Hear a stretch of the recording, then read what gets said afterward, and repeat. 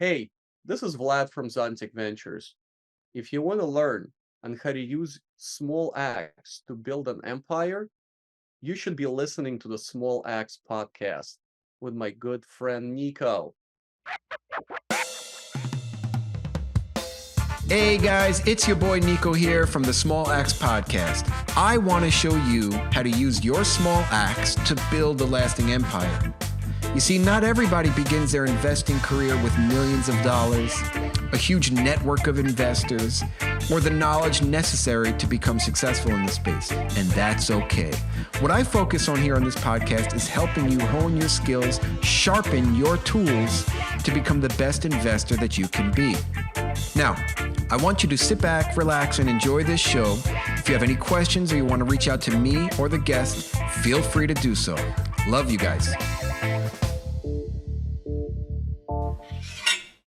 Hey, Small Axe community. It is me, Nico. Welcome back to another episode. Today, I'm really excited. I have a guy named Vlad Arakcheyev with me, and I met him a couple of years ago in the community, in the mastermind community, and as well as Jake and Gino. We hit it off right away. He lives nearby in New Jersey. Guy rides a motorcycle everywhere. Super cool guy. Has a gift of gab. Great talker. And he's done a bunch of deals. And he's got a really cool background. So I'm excited to get him on and have him share a little bit more about his journey. And we're going to learn a lot today. So Vlad, welcome. Of course, thank you so much for having me, Nico. I'm really pumped to be here. I am excited to have you. You are a wonderful guy and you're making things happen. So we need to learn from you. If you wouldn't mind, can you take a few minutes to kind of explain to the listeners your journey and how you got to where you are today?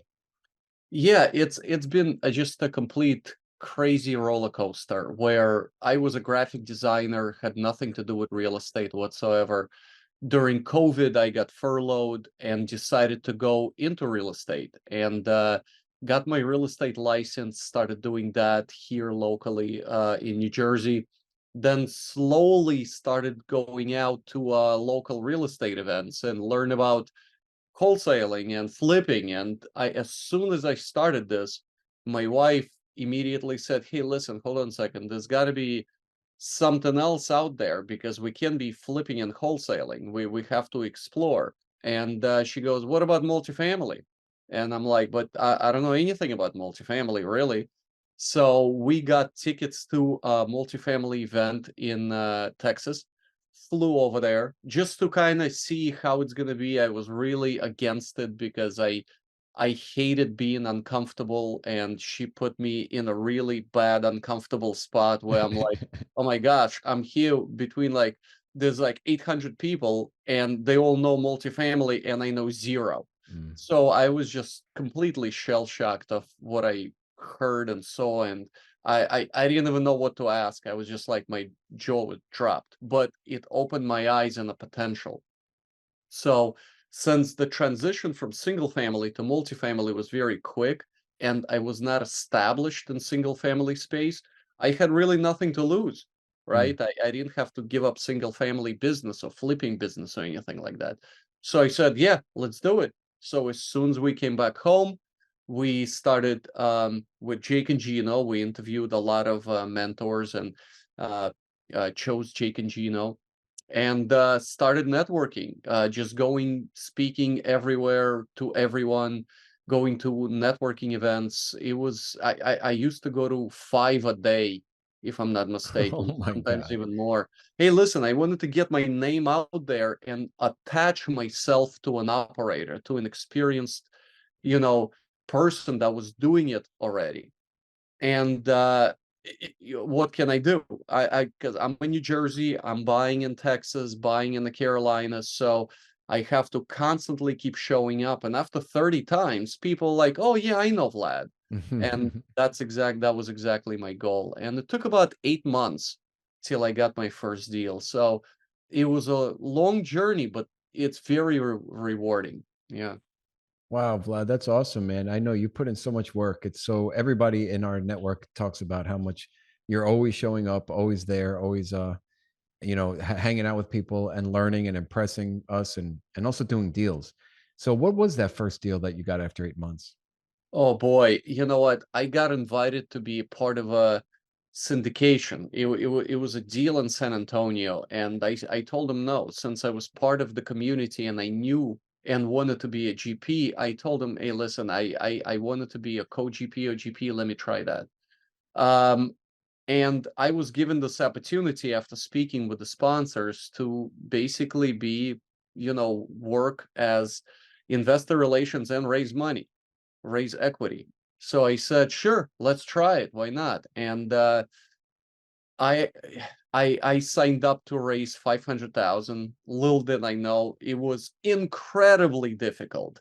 And it was just it was going so bad, not a single person wanted to invest with me. But I I I was just so persistent that I found a guy who had a 1031 exchange and he moved 1.2 million over.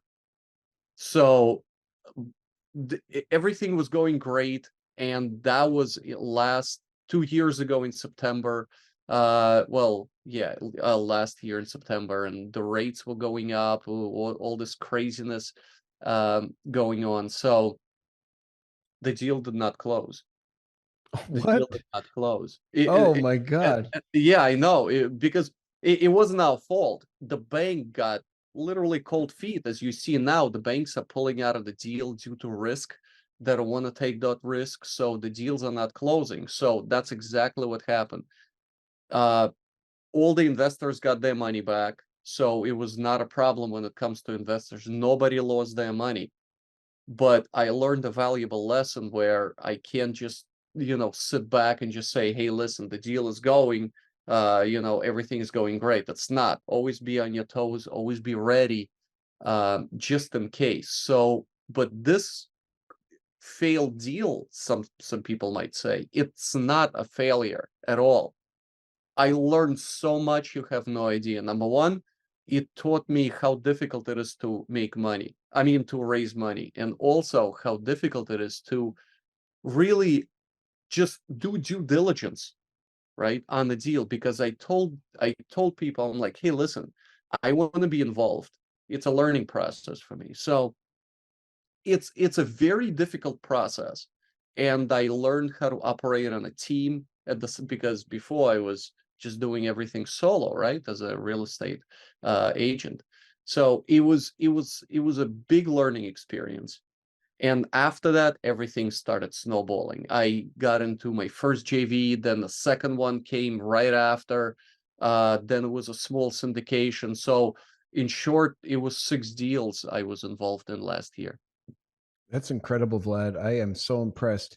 And I couldn't believe. So I remember you going through that capital raise and you got somebody, and that your persistence paid off. And sometimes what happens with us is we get discouraged and we're like, oh, I can't do this. And we start saying things like I can't and negative things, but you did not stop. And you were able to get $1.2 million for your first capital raise. I'm going to say that that is incredible. We're going to call it that. Even though the deal didn't close, it wasn't your fault. You did your job, and better. You more than doubled your job. That's incredible. And then you had some other deals. So what was the next JV deal? Yeah, there was one deal came up where somebody said, hey, listen, how about we flip land? And I said, oh, okay, hold on a second. I don't know anything about flip land. So because I do multifamily, but I was so eager to be in a deal. I said, okay, it's a learning opportunity. We underwritten the deal. Basically, the idea was just raw land, and we're looking to, make it shovel ready for multifamily. Simple as that. So I didn't know how to do it. I have no idea. I'll be honest with you, but it's a small JV between 7 people. So I said, listen, if you're willing to teach, I can help with anything, with anything I can. Absolutely. So as the main person, the lead sponsor, I should say, it's not a sponsor, partner, was kind of running it and doing everything. I'm like, so what'd you do now? What'd you do now? Where'd you go now? And he was so kind to include me in all the email chain. Mm. So after that, a lot of people asking me is like, oh, I don't want to bother you. But I was that guy. I was bothering everyone. Like literally, I was this annoying, fly that was just buzzing around everywhere. That's what I was doing. But but the thing is, you're learning so much, and now as we close to exiting this land conversion, I know just a ton, because I don't know the exact, like, step by step every single paper where it needs to be filed, because I didn't do it. But I know the overall structure and what needs to be done and the things that need to be completed in order for the conversion to happen. So it's a challenging process, incredibly rewarding. And what I've learned, oh my gosh, it's just, you cannot read this stuff anywhere. No, I mean, really, because if you think about it, there are books on flipping, there are books on wholesaling, there's courses on multifamily. I haven't seen a single one on how to flip land or do Mm. ground up development. There's not a single one. There's no course like that. You learn through experience. So this experience is just completely invaluable. You cannot buy it. It's by getting in, rolling up your sleeves and just doing it. So it was very risky on my end, because I just do, like I said, strictly multifamily, but I could not say no, because the numbers worked. The numbers worked. The deal is in Sarasota, right by Sarasota. So it's a hot area, a lot of development going on, and our thought is, and still is, to literally take this land that was, worth 1 million, convert it into multifamily, and potentially build 96 units on it. A developer would. So we can quadruple our money. Let's just talk numbers. But yeah, it takes a lot of work, but the reward is it's just huge, I think. Man, Vlad, that's incredible. Do you know when or how much longer you're going to hold that for? Or are you ready to sell it, or you still have to wait to We sell? are literally looking for a developer right now. Like right now, the paperwork is completed, and we got a bigger bonus where somebody from the county came over and they said, "Hey, listen, you can build affordable housing on it. So smaller units, but instead of 96 units, you can do 200." Wow. So now we have multiple exit strategies where we can approach a developer and say, "Hey, listen, you can do this or you can do this. What would you like to do?" And we can just complete the paperwork. And another great thing on it, there's a assumable loan on it. So Mm, we can transfer our loan assumption to the end buyer, and they can get, I think it's like 4%. So it's an awesome transfer of money, and at the same time value to the end buyer. So it's a win-win, because they don't want to do it. They don't want to work. They want to do is build, right? So we did the hard work for them, and risked a lot, and did a lot of run around, and a lot of paperwork, and oh boy, all these wetlands. I didn't even know. I'm like, wetlands and offsets, and oh my gosh, I don't want to even get into it. Vlad, how long did it take you to get to today? So, like, when did you first purchase that? Exactly a year. Well, 11 months now. Yeah. But the cool thing is that we're not paying for it, because there's a unit. There's like there's a duplex on it, two duplexes. So they're paying all the taxes, the holding costs, and everything. So our cost is zero. That's All we're paying incredible. for is literally for the conversion process. We paying for that. But the That's holding costs, taxes, and everything is all paid by the tenants. Man, I love that deal, Vlad. That's awesome. Yeah, All right. that's the second deal. It was it's just crazy. Yeah, you mentioned something in there. You mentioned something about the numbers worked, and I know that you and the listeners might not know, but your wife Olga, she is really the underwriter. Is that true? Yeah, absolutely. Yeah, she's been in well, she's not in real estate space, but she's working for a big company, and she's a commercial property appraiser. So, and she knows numbers, she knows how to underwrite, plus she's a CFA.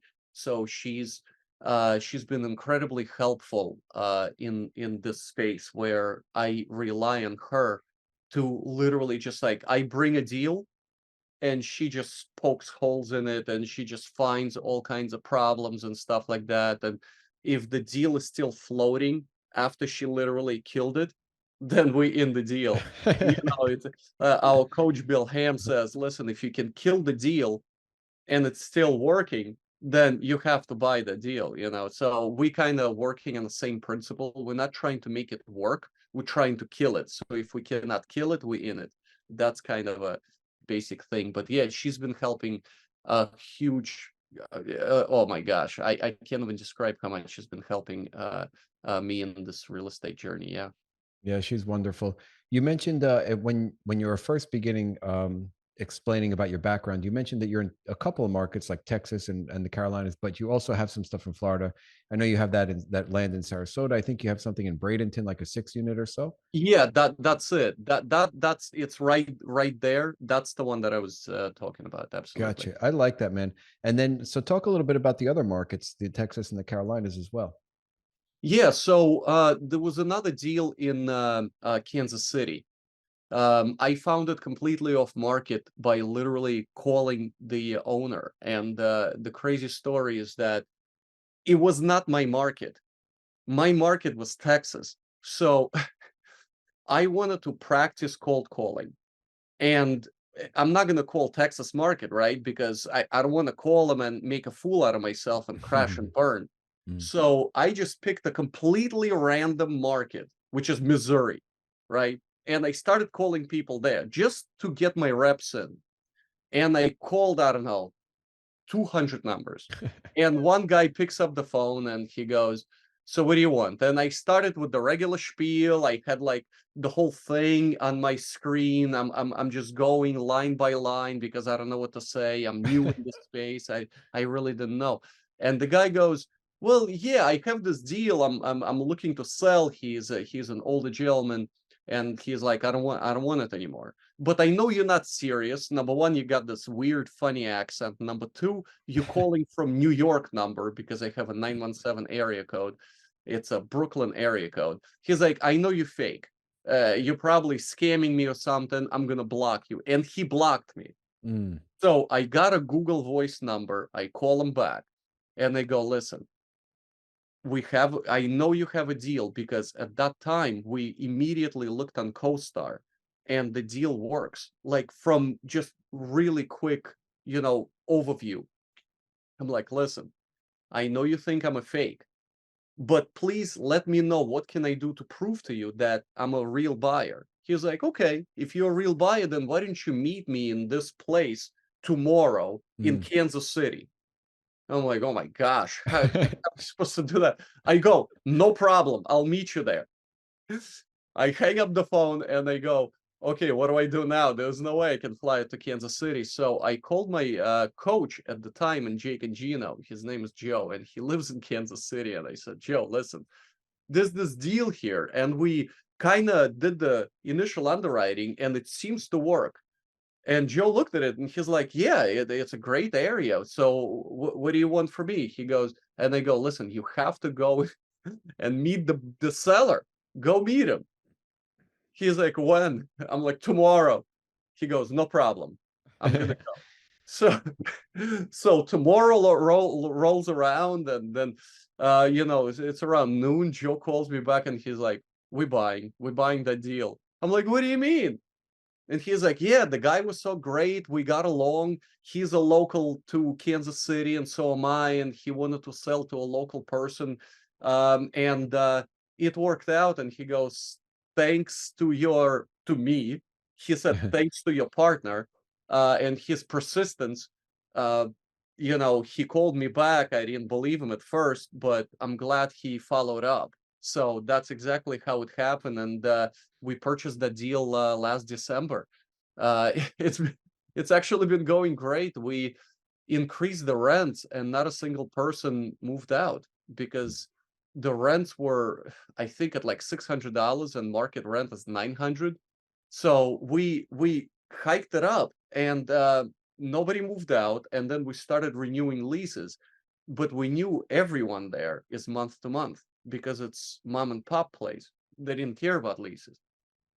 So still nobody moves out. So just now, it's October, a year after, we have two vacancies. One person moved out, and another one just didn't want to live there anymore and moved to another place. So we're actually turning 2 units after a year, and all these rent increases. But meanwhile, even though we didn't do anything on the inside of the apartments, we did a lot of improvements on the outside. We painting it now. We removed a couple of trees that would possibly damaging the foundation. Made brand new signage. Really lightened up the place. Really improved it. So yeah. Wow, great work, Vlad. That's such a cool story. I really love that. Was it a JV or a syndication? Yeah, it's a JV, and I'm still going back to it because it's just so crazy. Um, at that time, like November 30th, I was at a networking event in Houston, and I call Joe, and I call this Joseph. He's also in MIH, and I call him like, Joseph, you sure everything is okay with this deal, right? We closing and everything is perfect. He goes like, yeah, absolutely. Everything is great. Don't worry. Enjoy your event. Yeah, no problem. He calls me a day before, and he goes, Vlad, listen, there was a small mistake in the spelling of the LLC, so we're gonna have to redo all the paperwork all over again. And I'm like, Joseph, listen, I'm in the middle of nowhere, in the middle of the field in Texas. What do I do? He's like, well, listen, I'm gonna send you a piece of paper, you notarize it, and then you send it back. I'm like, send it where? He's like, Kansas City. I'm like, "Uh, what? How do I do this?" And he's like, "Oh, and don't forget, you have to notarize it too." Mm.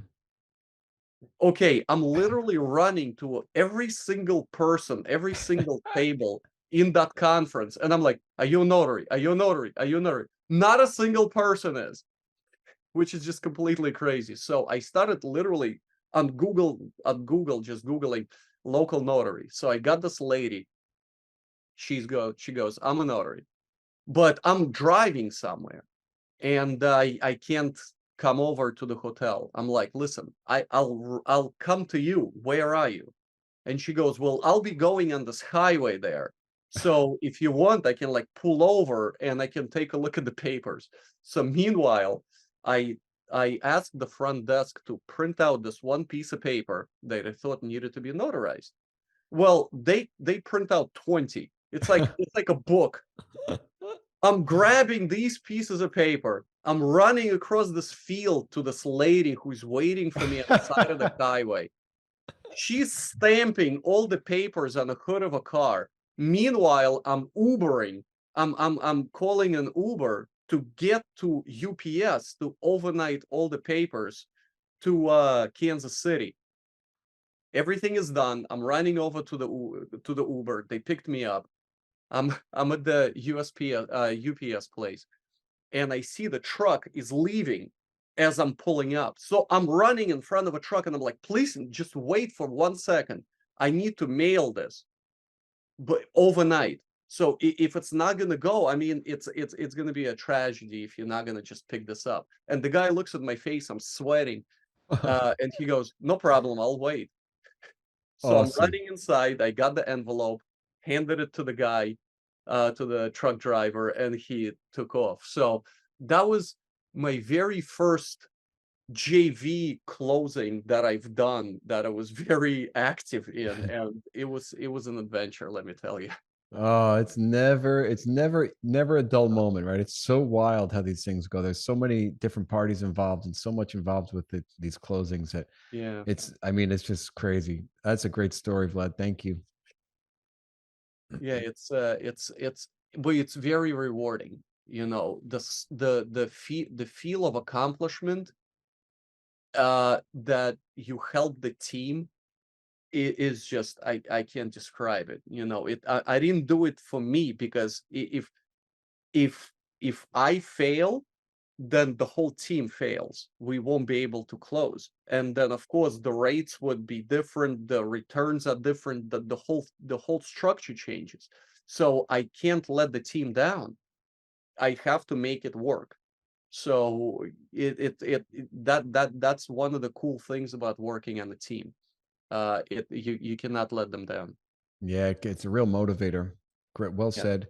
Hey Vlad, what do you, so then you did syndications as well. Do you prefer syndications or JVs? You know what? After I ran out of money doing JVs, yeah, I prefer syndications. Just Yeah. being completely, totally honest. I've done 4 JVs, and we took out a HELOC on our house. And I even used HELOC money to invest in joint ventures.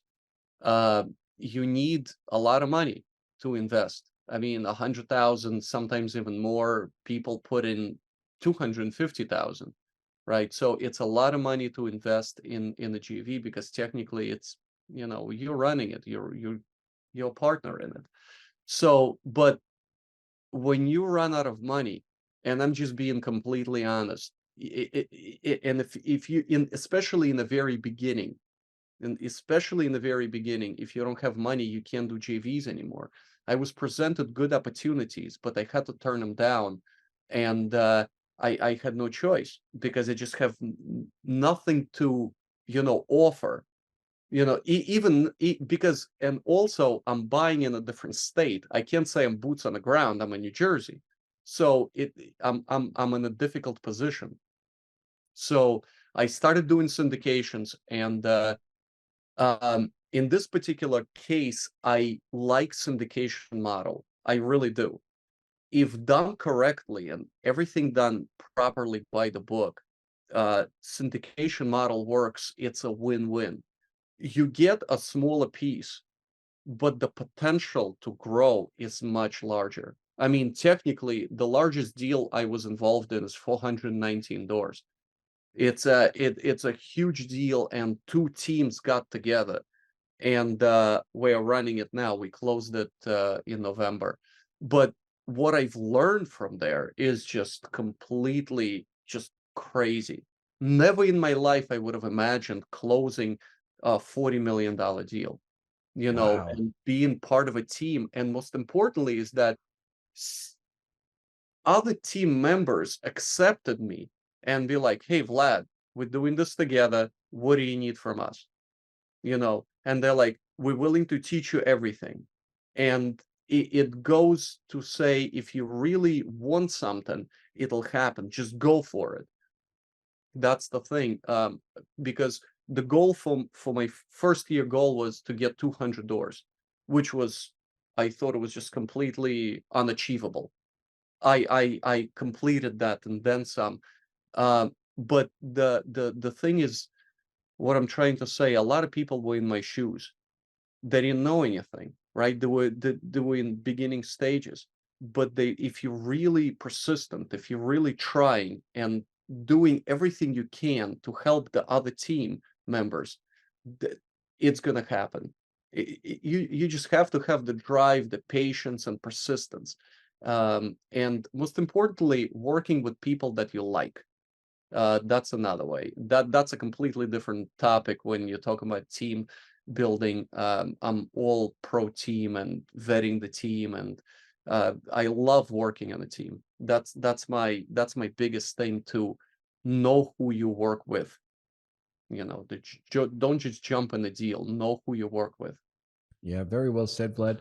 And you have a lot of skills and talents, and I want to get to the question of what's your favorite role or position on these teams, but I also wanted to kind of point out to the listeners that you did really well with your cold calling, and you still do flips. Is that right, in Jersey? And are you a realtor as well? Yeah, I do. Absolutely. So, like I mentioned before, when it comes to multifamily investing, you get the results after some time. You're not going to be rich quick. It's not a get rich quick, you know, strategy. You build wealth. You build true wealth. So you need something now to keep the lights on. Just being completely transparent. So how do you make quick money, or money quicker, I should say? So flips is a fast way, wholesaling also pretty quickly, and of course being a real estate agent in New Jersey. I don't do a lot of flips. I don't do a lot of wholesaling at all. I don't like it. but I do a lot of real estate work here in New Jersey. I sell residential stuff, and now I'm trying to do some commercial stuff. Right now, we trying to move land in Monroe, New Jersey. So whatever money I make in commission goes into multifamily. So that's my strategy. I'm being just completely transparent. I always move money around. My money never sits in one place because money is made to be moved, right? So if I make money here, where it is now in New Jersey doing real estate stuff, I move it into multifamily immediately. I want my money to grow, compound, and work for me. So my goal is to get passive income to replace my expenses. As soon as that happens, that's it. I'm home free. I can do anything I want at any time. So that's my ultimate goal. But yeah, being a real estate agent in New Jersey is fun. And I feel like I have maybe a slight edge over another real estate agent because as I'm dealing with multifamily, I know there's more possibilities. I'm looking at not just cookie cutter like get a loan, close, boom, boom, boom, boom. No, I'm not looking at that. I'm looking at creative ways to do deals. Huh. And like, for example, somebody said, oh yeah, my credit is not good enough and the deal's not going to work. I'm like, hold on a second. Do you know about seller concessions? And they're like, well, what is that? I never even heard of it. I'm like, well, let me tell you. And I explained the whole situation, closed on the deal. And the guy didn't even know he could do it. But it's not illegal or anything. People just don't know about it. And a lot of agents don't present this opportunity. But hey, listen, that it's a great way to make deals done. So yeah. Yeah, Vlad, you're a real smart guy, really hard worker, a go-getter, and I'm so impressed with everything that you're doing. What do you think 2024 is going to be like for you? What do you have? Do you have anything planned? Any goals? Yeah, my goals, I have crazy goals. So my goals is to get over 2,000 units by the end of the next year, 2024. As we all know, it's October 2023, so there's a lot of crazy changes happening in the industry. Like I read today, $2 trillion tied up in multifamily, and a lot of those loans are coming due. So you're going to have a lot of people who are hurt that locked up I mean, got their deals 2 years ago. Now they can't refi because the rates are so high. So what's going to happen? They're going to have to exit. So we are getting our teams together. We're getting all the process buttoned up. So we'll be ready as soon as you see the movement. As soon as you see people are trying to sell, we'll be ready because we have people in place for everything. We have boots on the ground. We have key principles. We have everything lined up. So I already see right now by first, let's say 6 months of 2023 we just closed one small deal. It was 128 units in Dallas, but then it just went dead. We underwritten, you ready for this? 210 deals this year. None of them penciled except for this one. Mm. And now by October, we closed on 3. I think people kind of feel that, hey, listen, they got to get out. Maybe it's tax reasons, maybe it's just loans coming due. So we're like, hey, come on, deals are happening, things are moving. So we already see it. So I have a lot of optimism. If you have everything in place by 2024, I feel there's going to be a lot of money to be made in real estate. So a lot of people are doing crazy stuff. Let me tell you, I really love it. All these office conversions and hotel to apartment conversions, and I hear people are making just crazy moves and a lot of money. Yeah. Yeah, I agree. It's the time, man. And if we can make a deal pencil out with 7.5% interest rate and high expenses, then in 2 or 3 years, it's going to be a great deal. Oh yeah. Um, right. There was something I wanted to ask you. Um, oh, are you now working with Massive Capital and Shahryar Khan? Yeah, I am. Yeah. I'm not part of Massive Capital, but I like their team and I work with them. Absolutely. We've done several deals together. As a matter of fact, we just closed one in Colorado. I needed to place capital of one investor, and now there's another deal by Raleigh that we're working on together. So I really like the structure. I really like the team, and I like that they're hyper focused. Plus, I know them for 2 years. Just to be honest, in the whole in my whole, let's say, span of multifamily, whatever it is, 3 years, whatever it is, I worked with only two teams. Yeah, no, three teams. That's it. Because I really don't like to jump around. That's number one, and I want to be focused on people that I'm working with, right? So I vet everyone who we partner with together, and I I'm teams team is number one priority, literally number one. As we see more and more, deals will survive if the team is good. Even if the deal is bad, if the team is great, the deal will live. But let's say the team is complete garbage. I shouldn't say garbage, but let's say they're not clicking, but they have a great deal, the deal will fail. It'll fail. Yeah. Everything is on the team. Bet on the team. You forget about numbers. Forget about where the deal is. The most important thing is to look at the team, who is on it, if they have proper structure, if they done similar deals, if they done, if they have what type of returns they have, how many years they've been in business. Look at their, projections. Speak with them, interview them, because if you're going to invest money, you don't invest in the deal, you invest in the team. Yep. That's the thing. You trust them. You trust them to make you money. Deal is just another vehicle, but who's going to make you money is the team. So I believe investment in a team, in people, is the most important thing. So yeah, I it's one of my biggest thing. Yeah, I there's not a lot of people who I just want to jump in with, but yeah, it's I jumped in the beginning just because I was so eager and desperate. I'm just being completely honest, Nico. I'm just being totally honest. I really wanted to. I mean, after 8 months, I had nothing.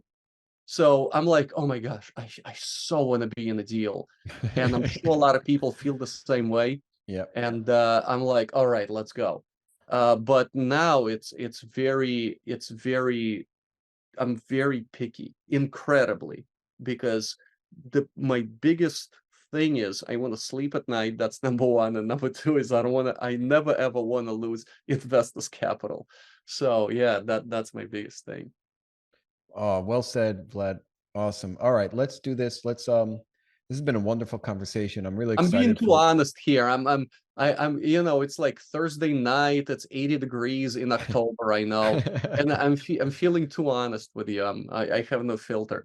I like it. It's good, and my listeners appreciate it as well. Let's do this. Let's get to the final question, and then I will get the listeners some way of contacting you because they're going to want to reach out to you. So let's imagine it was 100 years from now. You have great grandchildren, and they wanted to write a book about you. What would you want them to title this book, or what kind of characteristical traits would you like them to highlight about you in this book, Vlad? Yeah, one of the thing that I always tell my kids, I'm like, listen, you can be anything you want, you can do anything you want, you can have no money or you can have billions. Just be a good person, be a good human. So just be honest, be sincere, and just be a good person. So I kind of want to have people remember me for just being a good human. You can do a lot of things here. You can leave, let's say, museums, and you can leave parks named after you. You can build, you can change communities. But ultimately, you know, is that a good person? Yeah, absolutely. So if they want to think back of Vlad, forget about changing their life, of having like 20,000 apartments or having a family bank or something like that. Forget about all that. Just be a good person. That's my kind of thing. Karma is one of the big things that I believe in, and whatever you put out, you get back. So I just believe in being a good person. Thanks, Vlad. I like that. All right, so let's get some form of contacting you. What's the best way to reach out to you?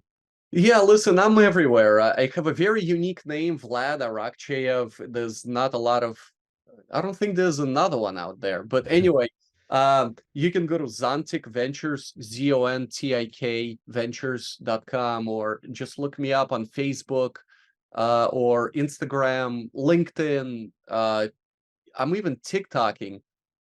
So, I put out light content. I never go heavy or depressing or anything like that. There's so many negative things going everywhere, and I don't want to overcomplicate things. So my videos are very, I believe anyway, they're lively and light. So I like to ride motorcycles, right? So I kind of include motorcycles and real estate. So I go to a real estate event and I'm like, oh, by the way, there's my bike if anyone want to know, and if you want to ride with me, reach out, stuff like that. So I always want to keep it light and keep it entertaining, and not overcomplicate things. So yeah, just reach out to me on social media. I'm everywhere. Yeah. Awesome. Thank you, Vlad. All right, it has been a wonderful time hanging out with you and talking with you today. I really truly enjoyed your stories, and I think that it is extremely inspiring, your journey and your story. I think that my listeners can certainly get some value and some inspiration from you and some motivation to go out there and do it. So I'm excited for them to reach out to you, and thank you for joining me today. Thank you so much, Nico. All right. Hey, Small Axe community. I would like to say thank you for listening to another episode of my podcast, where we show you how to use your small axe to build a lasting empire. Now, if you liked what you heard, it would mean the world to me if you would subscribe, leave a 5-star rating, and write a review. Also, if you want to get in touch with me, go to my website at smalaxecommunities.com. Book a call with me. And until the next episode, keep sharpening those axes.